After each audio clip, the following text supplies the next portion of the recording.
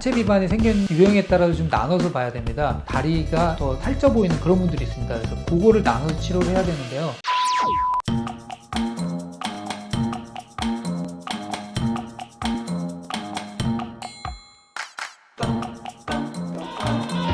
하체 비만 때문에 고민하시는 분들이 많은데, 하체 비만이 생긴 유형에 따라서 좀 나눠서 봐야 됩니다.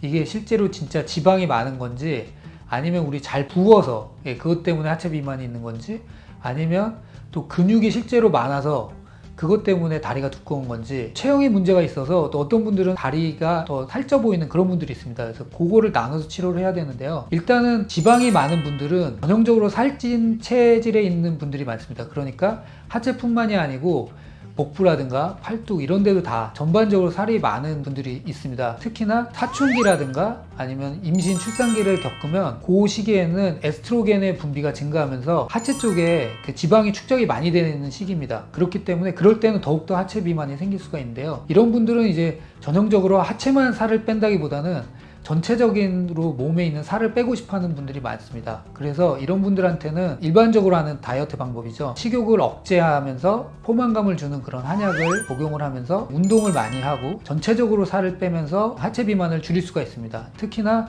하체를 더 많이 살을 빼고 싶다 이런 경우에는 전침을 한다든가 아니면 비만 약침들이 있습니다. 요즘에는 산삼 비만 약침을 많이 활용하는데요.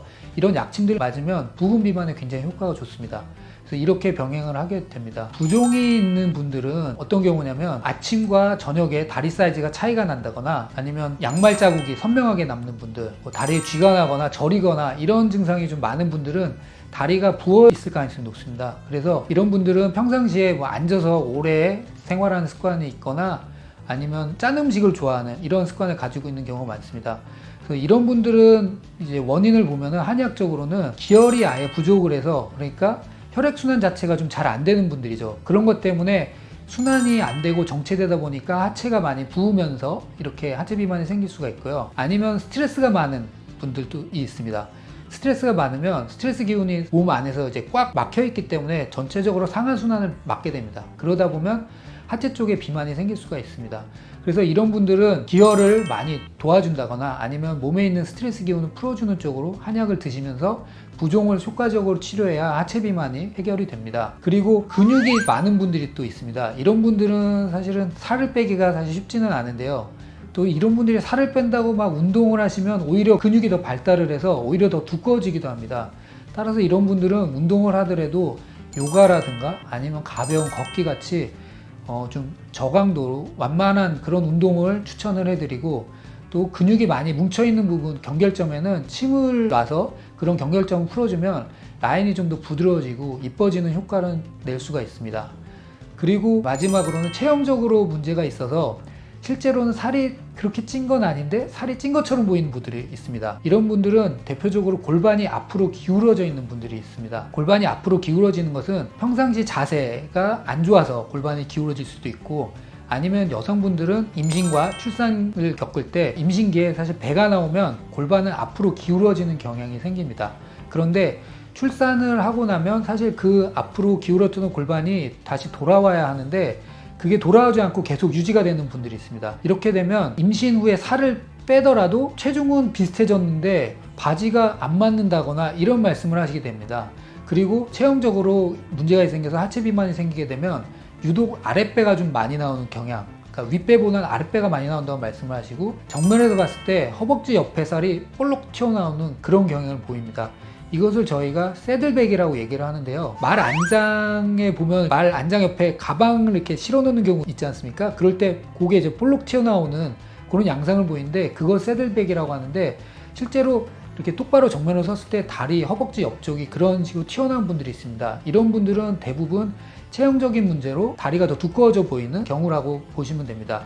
그래서 이런 분들은 사실은 살을 빼는 치료가 아니고 체형 변화만으로도 다리가 가늘어지고 배가 들어가는 그런 효과를 볼 수가 있습니다. 그래서 체중 변화 없이도 배가 들어가고 다리가 가늘어지는 효과를 보이기도 합니다. 물론 이런 분들이 살에 지방이 많거나 이러면 같이 살을 빼주는 치료를 병행을 하게 되는데 체형 변화만으로도 만족스러운 효과를 보기도 합니다.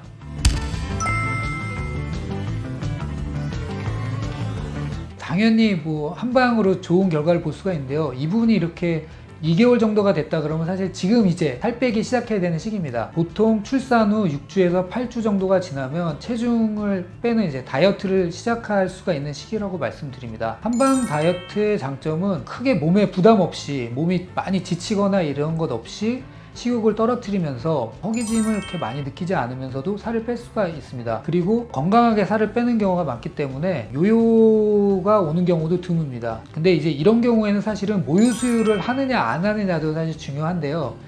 모유 수유를 좀 안 하고 있는 분들이 저희가 이제 살을 빼기는 훨씬 쉽죠. 저희가 한약을 쓸 때 약제 선택에 있어서 훨씬 자유롭기 때문에 살이 진짜로 너무 많이 안 빠진다 그러면 저희가 이제 디톡스 다이어트 이런 다이어트를 요즘에 많이 하는데요. 한 열흘 정도 절식을 하면서 한약으로 된 음료만 드시면서 굶는 과정을 거쳐서 살을 빼게 되는데, 되게 디톡스 다이어트의 장점은 근육보다는 지방 위주로 살이 빠지게 돼서 환자분들의 만족도가 굉장히 높습니다. 그리고 근육이 적게 빠진다는 거는 나중에 정상식기를 할 때 기초대사량이 유지가 되기 때문에 요요 현상이 발생할 확률이 훨씬 줄어들어서 이후에도 체중을 유지하기가 훨씬 쉽습니다. 산후 다이어트를 할 때는 주의할 것은 체중이 출산 후 6개월 이전에 그 다이어트를 마치는 게 굉장히 중요합니다. 6개월 정도가 되면 우리 몸은 자꾸 자기 원래 체중을 기억하고 그것을 유지하려는 성향이 생기기 때문에 이후에는 살 빼기가 훨씬 힘들어집니다. 산후 6개월 이내에 다이어트를 마무리하는 게 굉장히 중요합니다.